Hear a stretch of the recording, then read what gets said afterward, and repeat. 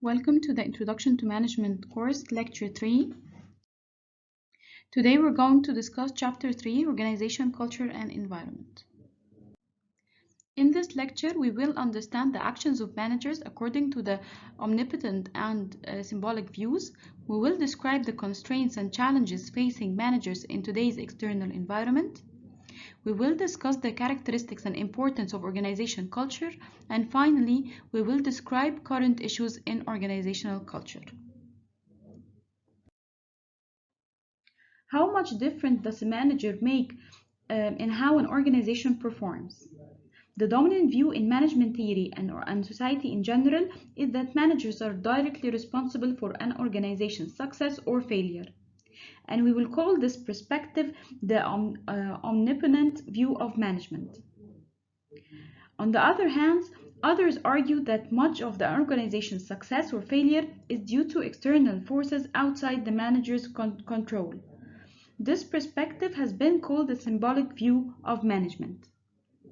In the first view, someone has to be held accountable when organizations perform poorly regardless of the reason, and that someone is the manager.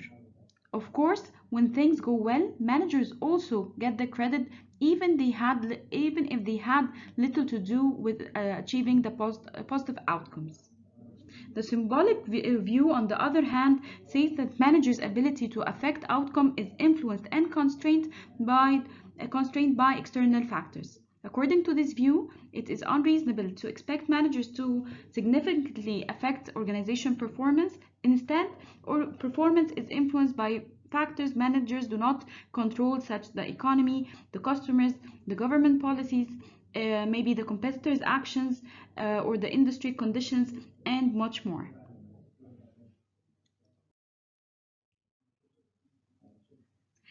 In reality, managers are neither all-powerful or powerless, but their decisions and actions are constrained somehow by internal and external constraints. Internal constraints come from the organization culture, and external constraints come from the organization environment. Both factors together limit the freedom of choice that managers have in making their own decisions. Let's start by discussing the external environment. The term external environment refers to the forces and factors outside the organizations that affect the organization's performance. And as you can see, it includes two specific components. The specific environment, and this includes external forces that directly impact the manager's decisions and actions and that are directly relevant to the achievement of organization's goal. An organization-specific environment is unique to it. For instance, we have specific environmental components that can have direct impact on different market niches. The specific environment consists of the customers, the suppliers, the competitors, and public pressure groups, and we will discuss each one in details. Let's start with the customers. An organization already exists in order to meet the needs of customers who use its output, or products, or maybe services.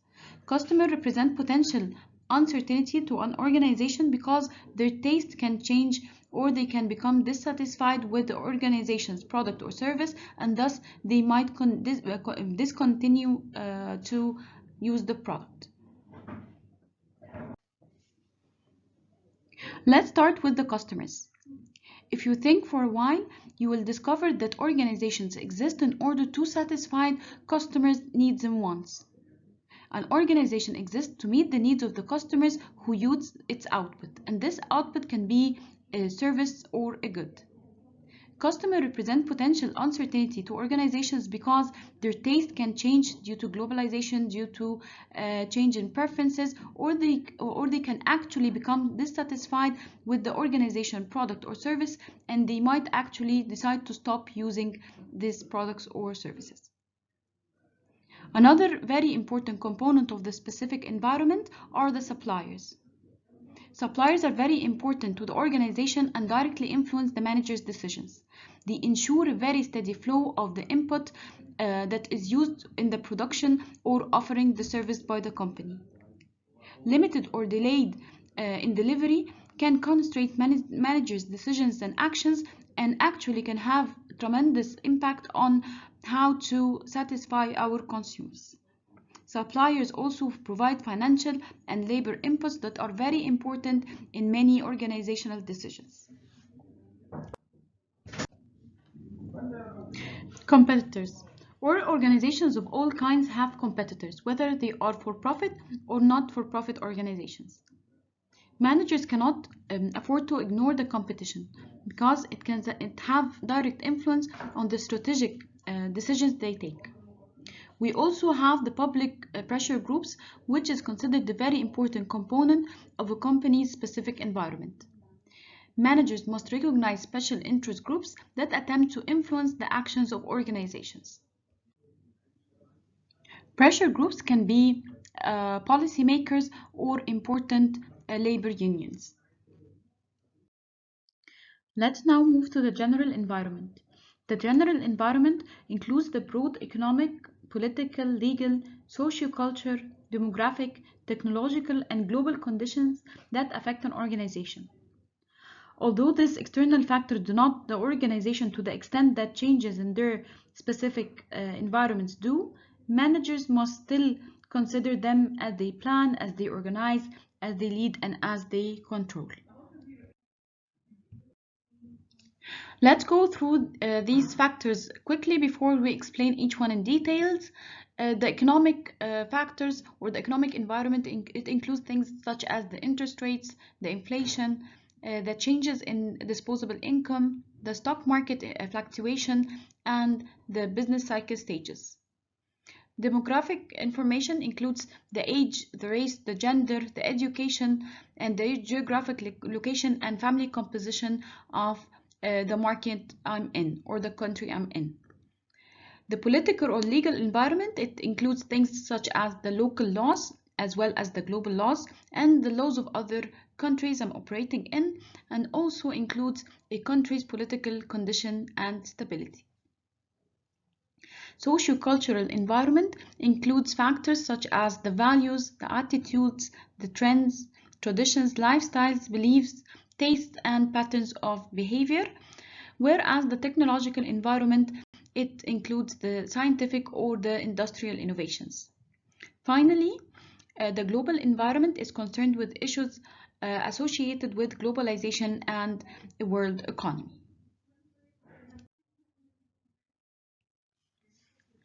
Let's explain each one in details and see how the economic environment can influence the organizations. Managers must be very aware of the economic context so that they can make the best decisions for their organizations. Like many global businesses, Nestle is facing increased commodity costs. The maker of the products from Crunch chocolate bars to Nescafe coffee to other pet foods has seen the price of chocolate, for instance, increase by 30% in 5 years. Overall, Nestle spends more than 30 billion a year on raw material. So any changes in the prices of raw material can have a huge impact on the decisions within an organization. The rising costs can also affect the cost of sushi. For instance, higher global demand for fish and as well as the Japanese and US currency exchange rates are influencing prices. So, as we have seen, the commodity or raw material costs are just one of so many volatile economic factors facing environments or facing organizations, and that can have a very high impact on their performance. The demographic environment includes trends in population characteristics such as the gender, the age, the level of education, the geographic location, income, and family composition. Any changes in these characteristics may constrain how managers do the four main business functions or management functions, whether to plan, whether to organize, to lead, and control. For instance, age is an extremely important demographic factor, since the workplace often has different age groups all working together: the baby boomers, Generation Y, and post-millennials. The size and characteristics of a country's population can have significant effect on what is able to achieve in politics, in economics, and in culture. For instance, Japan has an aging population, and this can have tremendous implications on the products that is preferred by the population and the age that is available in the workforce.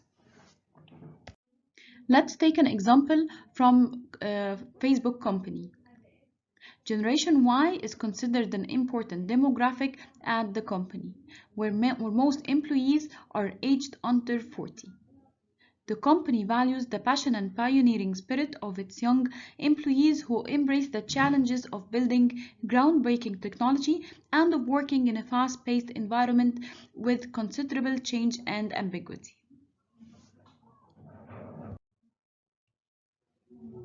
Local and global laws and regulations influence what organizations can and cannot do. For example, in Qatar, similar to other Arab countries, laws are being passed to attend to the special needs of disabled persons. This includes promoting job environments that help disabled individuals to perform their jobs. Such laws have to be taken into serious consideration by every manager. Although organizations spend a great deal of time and money meeting governmental regulations, the effects go beyond time and money. They reduce managerial discretion by limiting available choices. Other aspects of political legal sector are political conditions, and in specific, the stability of the country where an organization operates, and the attitudes that elected governmental officials hold towards business in specific. For instance, in the United States, organizations have been operating in a relatively stable political environment, whereas in Iraq, for instance, or in Yemen, managers have been influenced by political instability. Since management is a global activity, managers should also be aware of political changes in countries in which they operate, because these changes can definitely affect their decisions and actions in these countries. This is an example on how Nestlé considers Islamic laws in Arabic or Arab countries. Nestlé operates in Saudi Arabia and United Arab Emirates, among others, and in these two countries, Nestlé faces the Islamic law and has created Nestlé's Halal Committee to foresee the halal products produced by Nestlé Malaysia. Another important aspect of the general environment is the socio-cultural environment. Managers must adapt their practices to the changing expectations of the society in which they are operating. As these values, customs, and taste change, managers also must adapt and change their decisions. For example, as workers increasingly are seeking more of a work-life balance, organizations must offer solutions to accommodate for such socio-cultural changes. In terms of the general environment, the most rapid changes is believed to have occurred in technology. For instance, we have the human genetic code had been tracked. Just think of the implications of such knowledge. Information tools are shrinking, yet becoming more and more powerful. And now we have automated offices, electronic meetings, robotic manufacturing, lasers, integrated circuits, faster and more powerful microprocessors, among other technologies. Companies that capitalize on technology such as General Electric, eBay, Google, they prosper.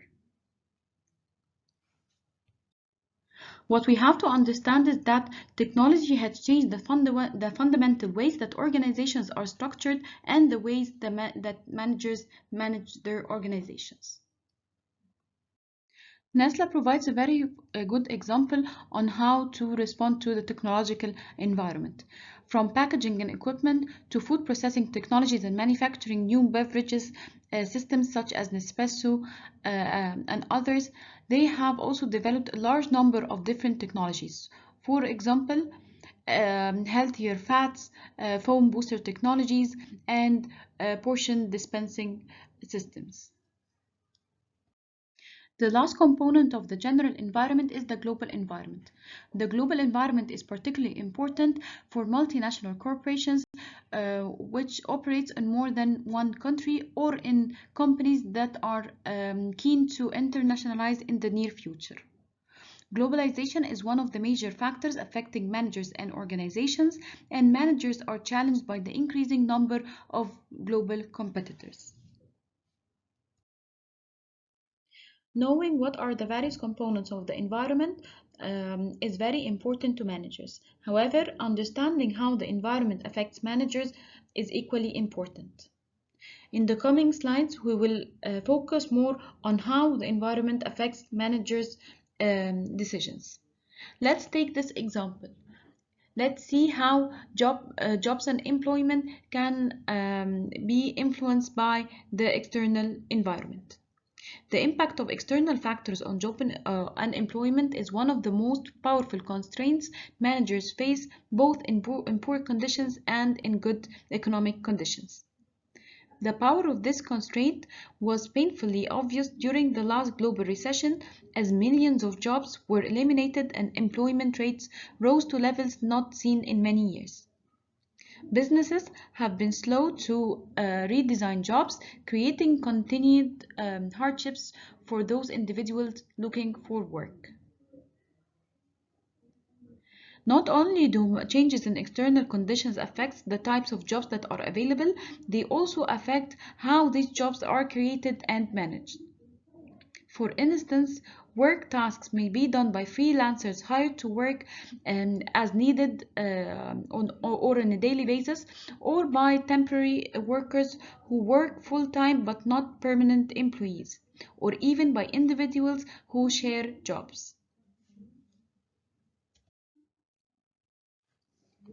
Now we will move to discuss how in details the environment affects manager, and there are two main ways that environment affect managers. First, through the degree of environmental uncertainty that is present, and second, through the various stakeholders relationship that exist between the organization and its external players. So let's start by assessing the environmental uncertainty. Environments differ in terms of what we call environmental uncertainty, which is the degree of change and complexity altogether in the organization's environment. The first dimension of uncertainty is the degree of change. If the component and organization environment change frequently, we call it dynamic environment. But if the change is minimal, we call it a more of a stable environment. A stable environment might be one with no new competitors or maybe few technological breakouts by current competitors, or can be characterized by little activity by pressure groups to influence the organization and so forth. Environmental complexity, on the other hand, looks at the number of components in an organization's environment and the extent to which the knowledge that the organization has about these components. So again, it looks at the number and whether the organization have the knowledge about those components.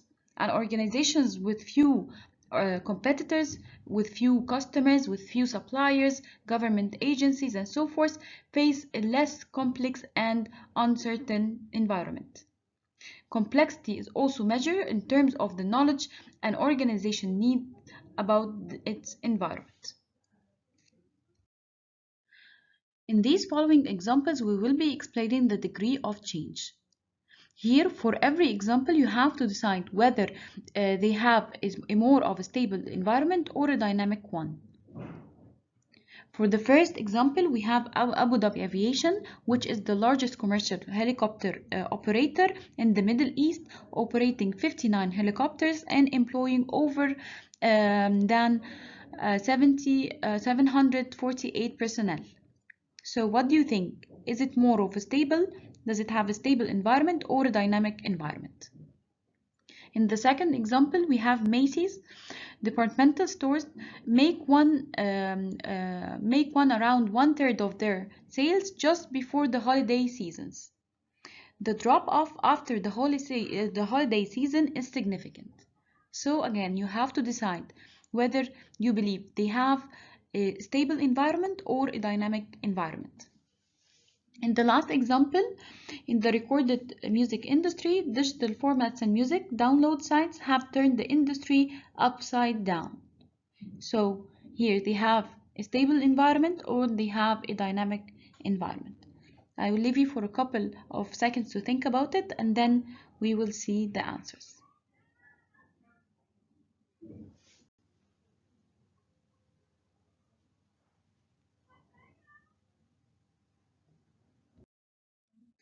For the first example, the environment is believed to be relatively stable. Why? Because the company does not have a lot of competitors and there is a little number of operating helicopters and not a very huge personnel.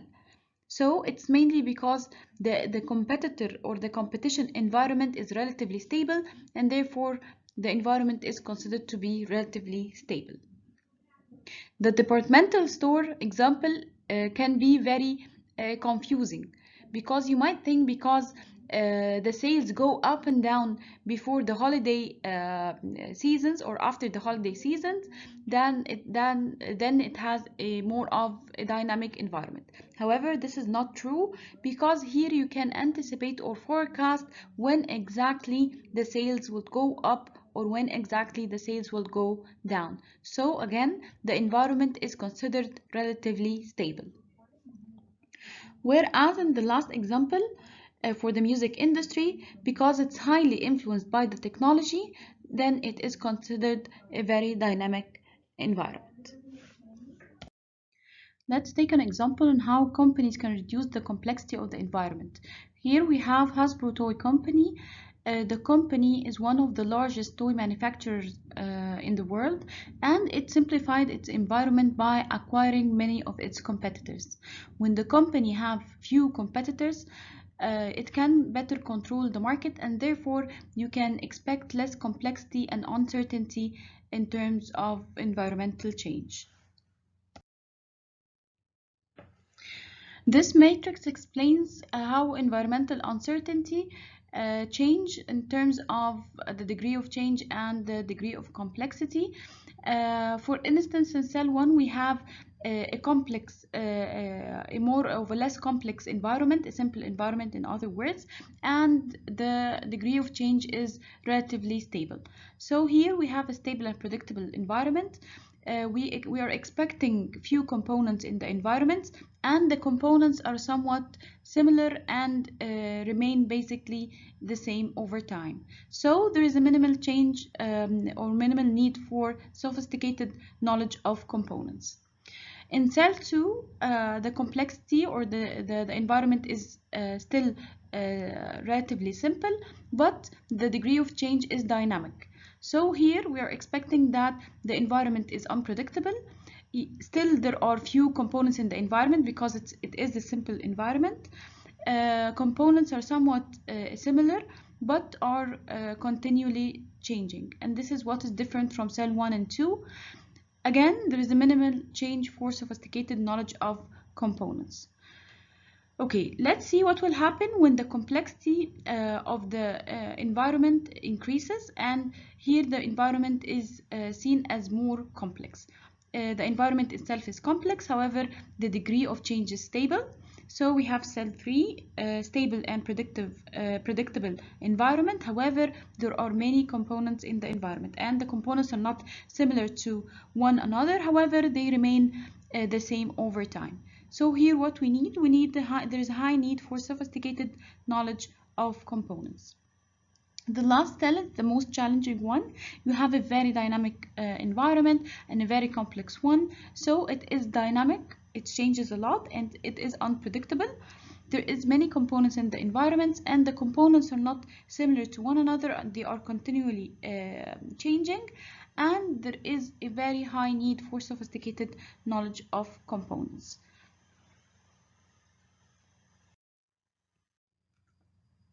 The nature of stakeholder relationship is another way in which the environment influences managers.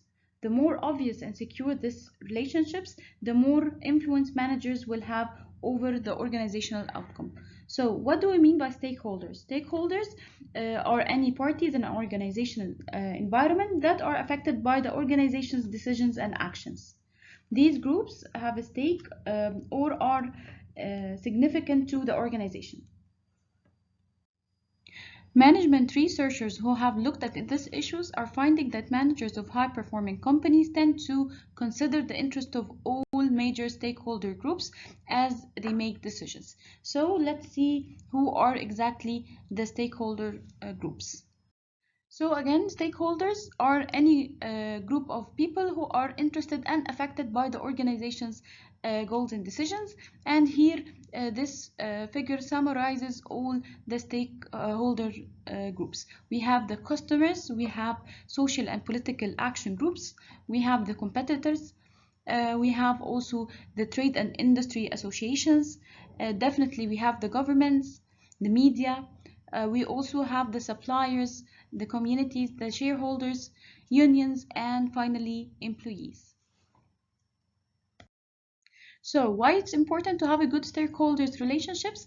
Because first of all, it's the right thing to do. They are mainly affected by the company's decisions, and therefore it's very important to have good relationships. And because that the organization also depends on these external groups as source of input in terms of the resources, such as the suppliers or the employees, and also as outlets for output, such as the customers, who they are the ones who purchase the products or use your services.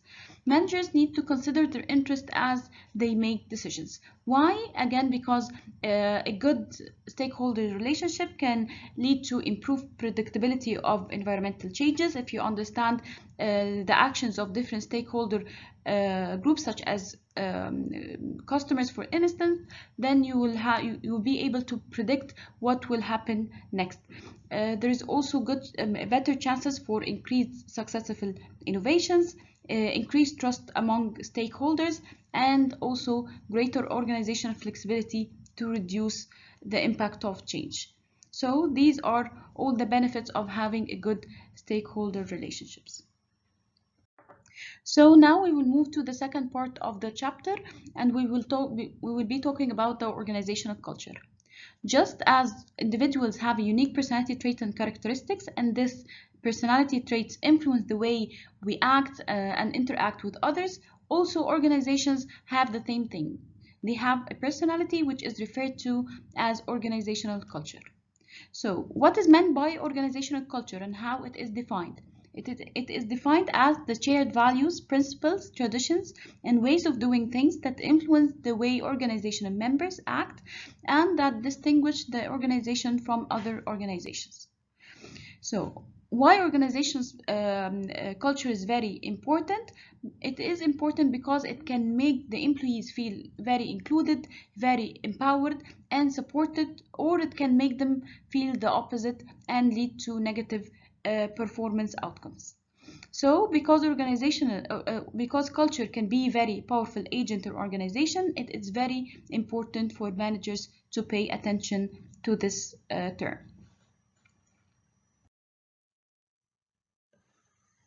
So there are three very important things that we can imply from the definition of organizational culture. First, that the culture is perception. It is not something that can be physically touched or seen, but employees perceive it on the basis of what they experience within the organization. The second thing, that the organizational culture is descriptive. What is meant by descriptive? It is concerned by how members perceive the culture and describe it, not with whether they like it or not. Finally, even though individuals have different backgrounds or work at different organization levels, they tend to describe the organizational culture in similar terms. So the last thing that it has a more of a shared aspect of culture. Research suggests that there are 7 dimensions that describe an organization culture. Each of these 7 dimensions ranges from high to low, meaning that it's not very typical for a culture or is very typical of the culture. Describing an organization using these 7 dimensions give a composite picture of the organization culture. So let's take a look into the 7 dimensions. First, we have attention to detail. And here we're talking about the degree to which employees are expected to exhibit precision, analysis, and attention to detail.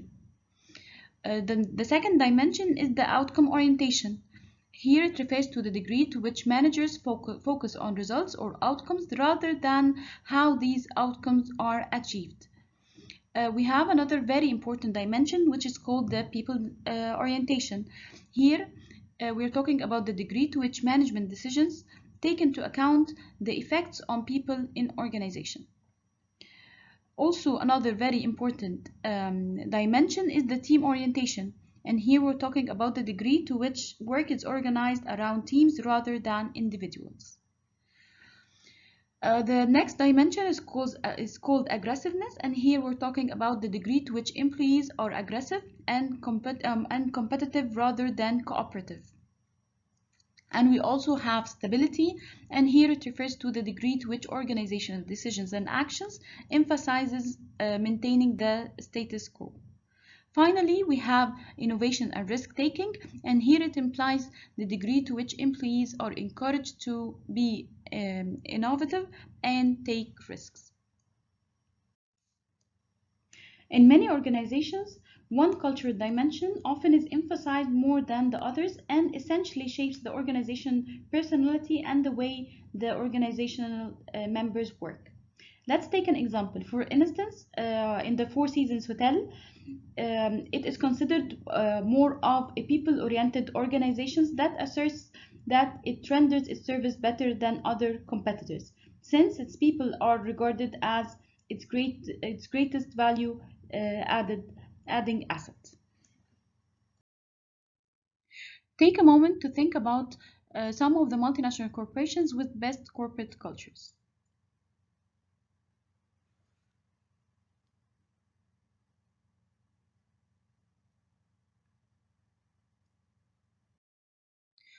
According to Forbes magazine, the top global corporate cultures in 2019 were Microsoft and Google and other companies that we will discuss further. First, for Microsoft. Here, people say that there is a consistent effort to be transparent and have a diverse work culture. People are encouraged to speak up and solve problems. Another company with a very good organizational culture is Google. People say that intangibles are great, people are cool, opportunities are around, quality of life in general is high. Among other companies that have good organization culture, we have Netflix, we have Starbucks, and we have Airbnb. Netflix culture is described by freedom and responsibility. It expects its staff to strive for excellence and work as a team to achieve the best results they can. Employees love the scene of trust and flexibility they have, as the company encourages staff to take the initiative and create their own work schedules. For Starbucks, the coffee giant is strongly committed to inclusion, to diversity, and to equity. Regardless of their role, all Starbucks employees are referred to partners in order to form a sense of unity.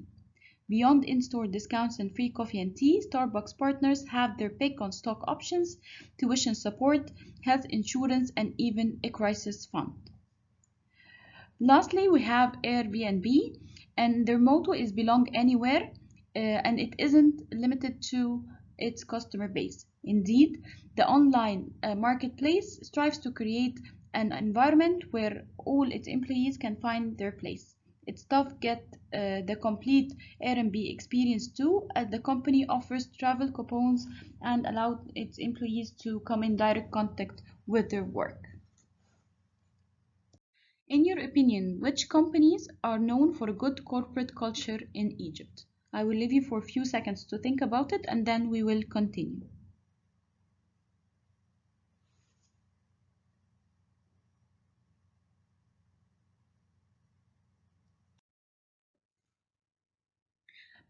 Here are some examples of multinationals identified as the best employers in Egypt for the year 2019.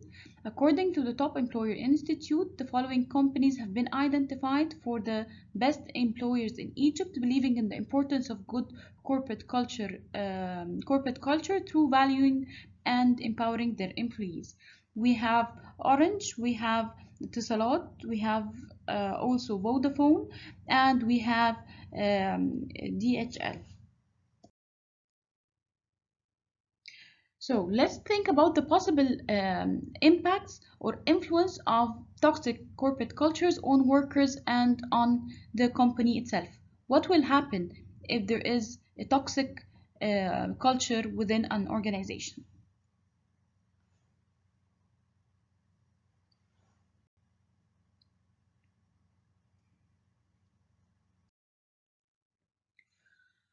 Toxic workplace cultures can actually hurt workers and can actually hurt the company's profit. Let's see some of the examples and some of the statistics that support this notion.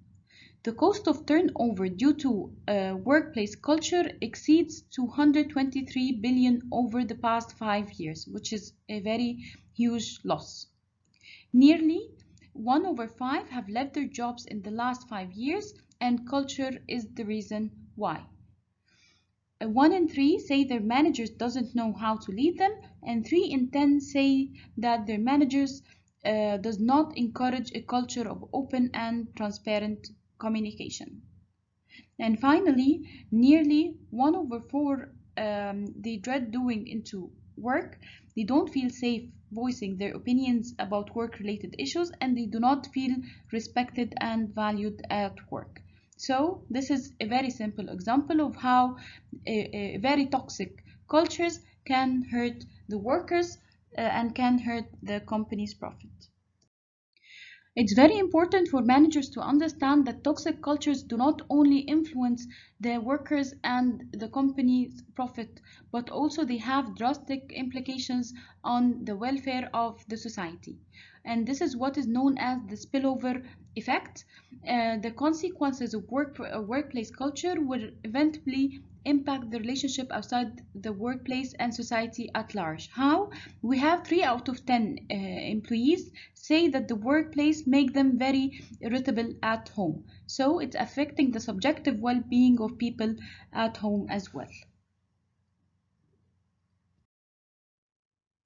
This figure illustrates how the dimensions of culture can create significantly different cultures. Both organization A and B in the diagram are manufacturing firms, but each company emphasizes a different dimension that had shaped the organizational culture. Let's see for organization A. What are the dimensions that characterizes the organization? Here we have risk-taking and change disencouraged. Creativity is disencouraged, close managerial supervision, and we have work designed around individual employees. For organization B, it's completely different. Risk-taking and change are rewarded. Creativity and innovation are also rewarded. Management trusts employees, and the work is designed around teams. So here you can see how the dimension of culture can create significantly different cultures. And this is exactly what can lead to either a strong organization culture or a weak organization culture. Just as people have strong or weak personalities, organizations also have weak or strong cultures. Most organizations have moderate to strong cultures. That is, there is a relatively high agreement of what is important, what defines good employee behavior, and what it takes to get ahead and so forth. This is especially true for multinational corporations. However, this is not very true for a startup that is still defining its corporate culture. The stronger a culture becomes, the more it affects the way managers plan, organize, lead, and control. In other words, it has a huge impact on the four main management functions. Strong cultures are one in which the key values are intensely held and widely shared. So if you are in a company with a strong cultural organizational culture, then you expect that the main values of the company to be widely shared among the employees. And also you expect a greater influence on employees than weaker cultures. The more employees accept the organization culture key values, the greater their commitment to those values and the stronger the culture is. So let's again try to compare between strong and weak cultures. Here, for the strong culture, you are expected that the values can be widely shared among employees, while in the weak cultures, values are shared to a limited number of people, and usually these people belong to the top management. For strong cultures, culture convey consistent messages about what is important, and this is very important because the more persistent you are on communicating the values, the more it becomes very strong and very important to the employees. However, in weak cultures, what will happen?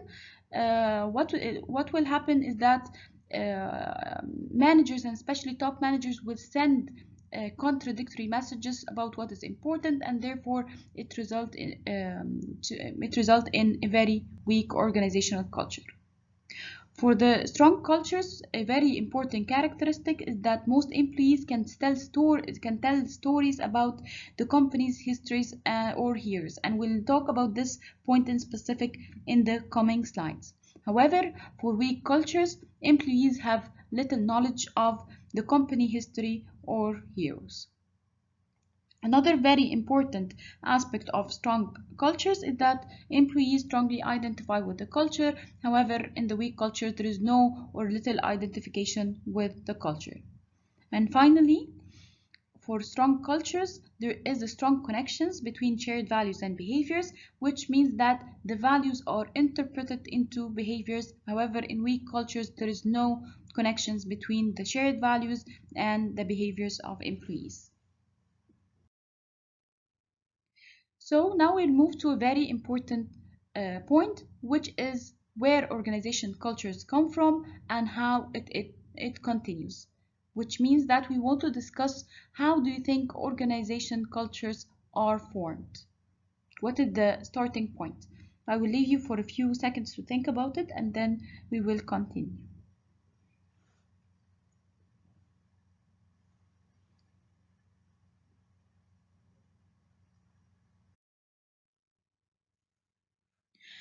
So it is believed that the original source of organization culture usually reflects the vision of the founders.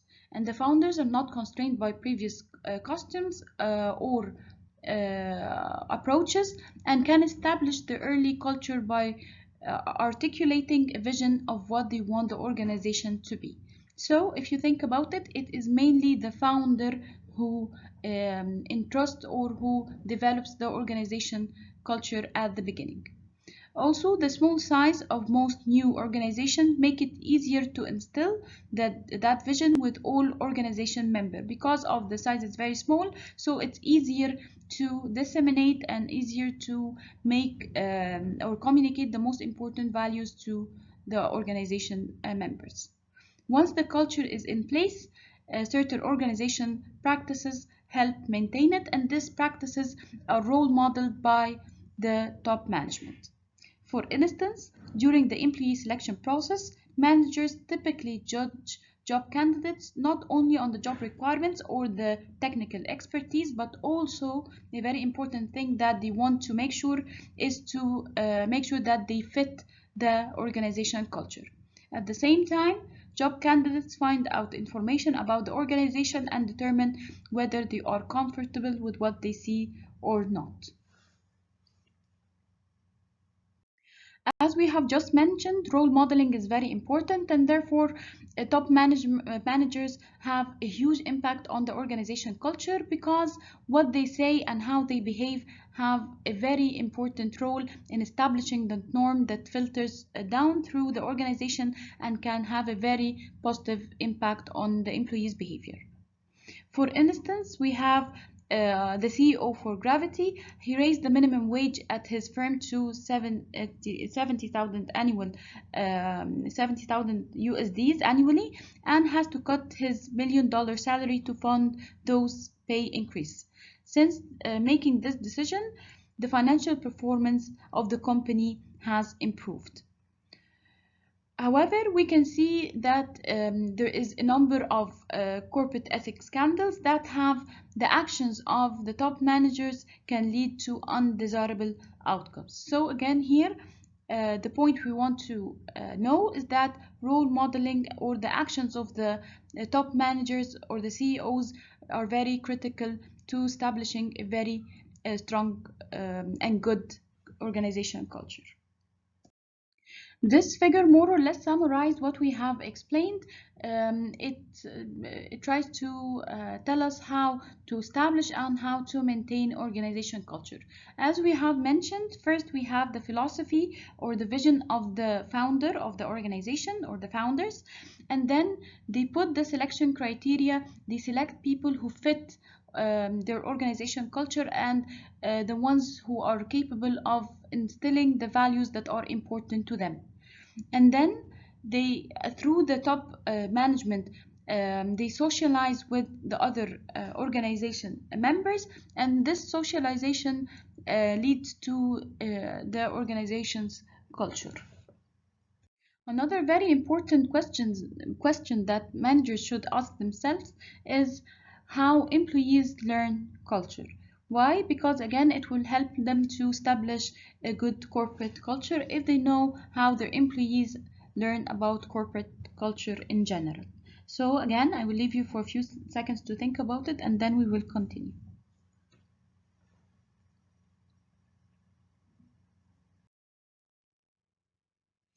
There are different sources where employees can learn about cultures. We have something called stories, we have something called rituals. So what do we mean by stories? Stories typically contain a narrative of significant events or people, including such things such as the organization founders, rule breaking, actions to past mistakes, and so forth. So these stories help employees learn the culture, and the organization stories also anchor the present in the past. It also provides explanation and legitimacy for current practices, and it communicates what is important to the organization and provide compelling pictures of an organization goals. So the stories are extremely important because they are easily communicated among members, especially the new ones. They are always very interested about how the company was formed, what happened before, and so forth. We also have rituals, and rituals are repetitive consequences of activities that express and reinforce the important values and goals of the organizations. And one of the best known corporate rituals is one by a company called Mary Kay Cosmetics, which has an annual rewards ceremony for its sales representatives. So such rituals again emphasize the corporate culture because people mainly are rewarded for the key values for the organization.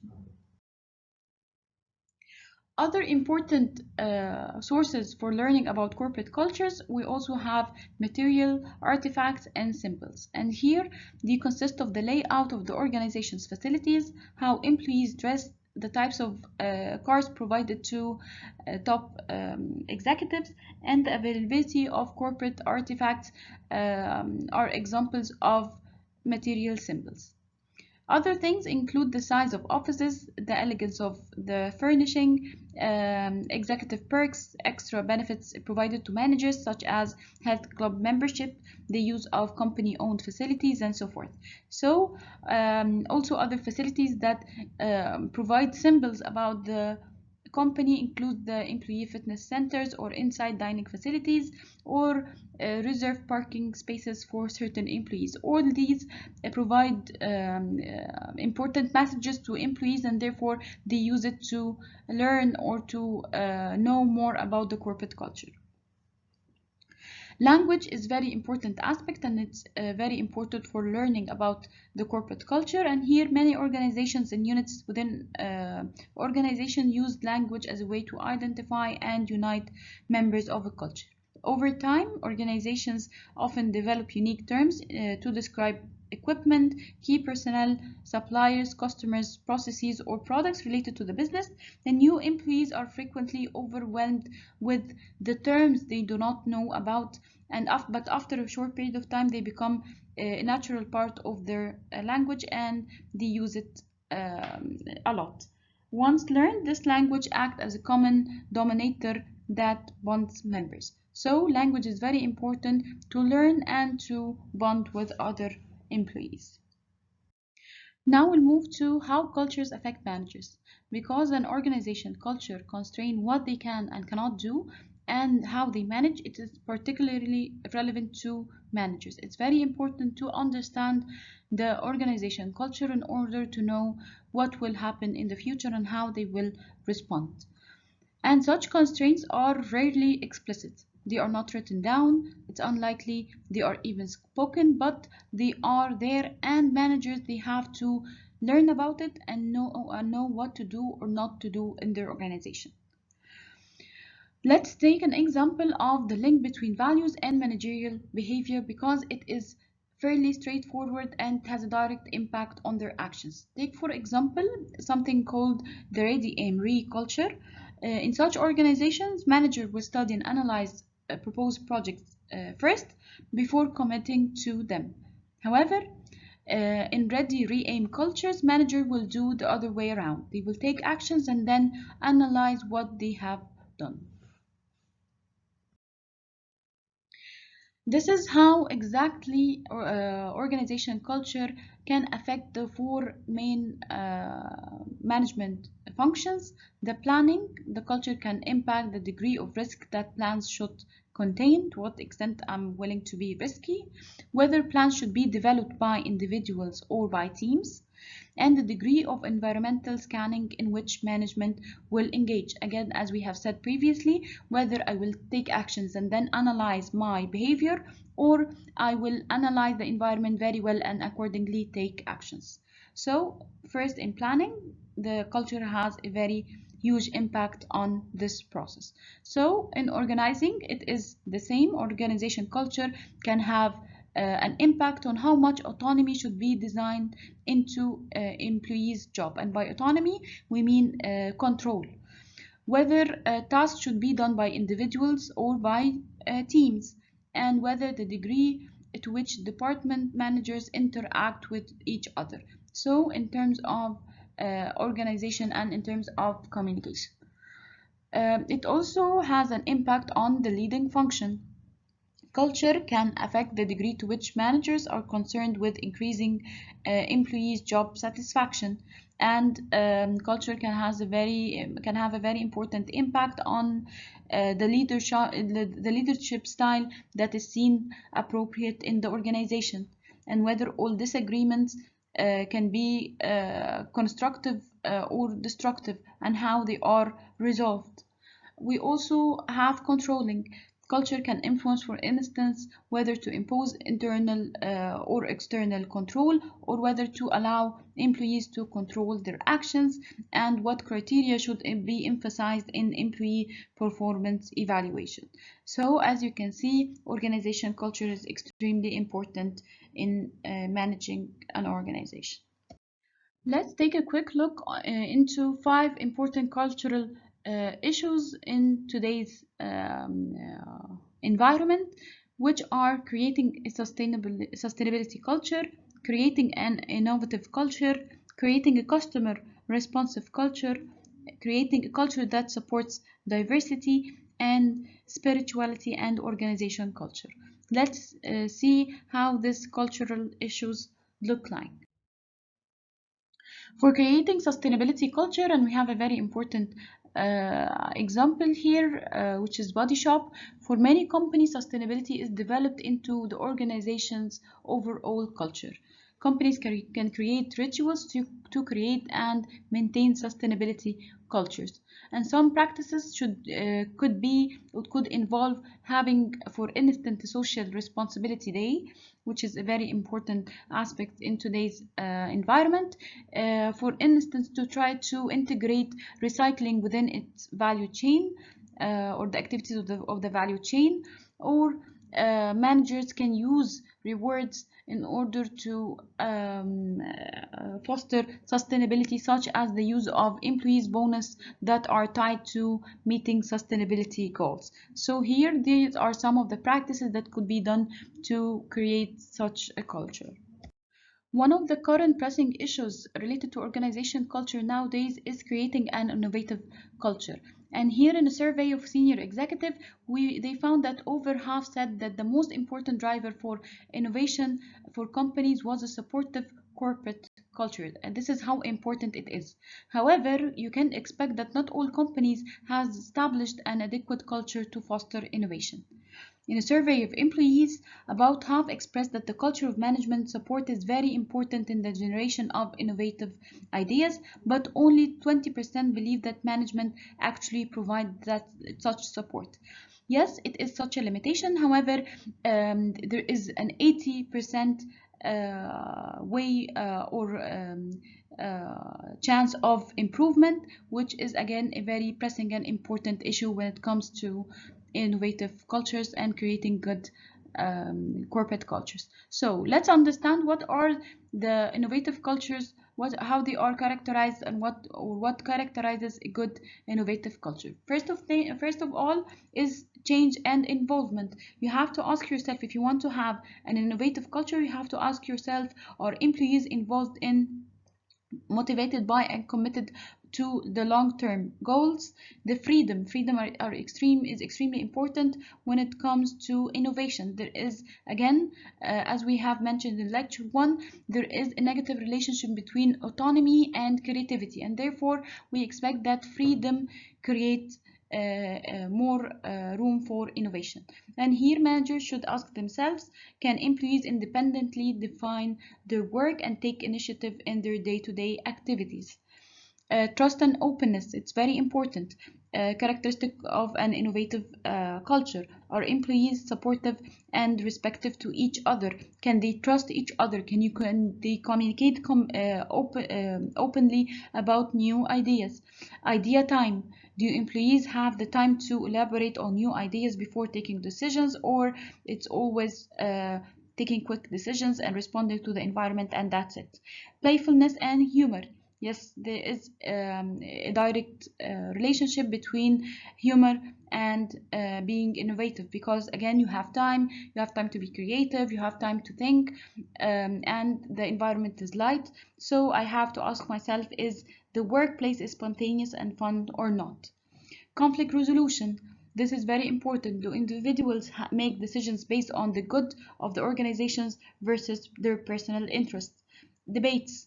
Are employees allowed to express opinions? Because again, new ideas are developed by expressing opinions, and opinions can be opposing. So there must be room for debates. Risk taking. Do managers tolerate uncertainty and ambiguity and are employees rewarded for taking risk? All of these are very important characteristics for an innovative culture. Okay, if I want to create more of a customer responsive culture, I have to do this. This is some of the suggestions that are provided for managers. For instance, for the type of employees, I have to hire people with personalities and attitudes consistent with customer service, which means that they have to be friendly, they have to be attentive, they have to be enthusiastic, patient, and good, and they have to have good listening skills. Okay, for the type of job environment, I have to design the job so employees have much control as possible to satisfy the customers without rigid rules and procedures.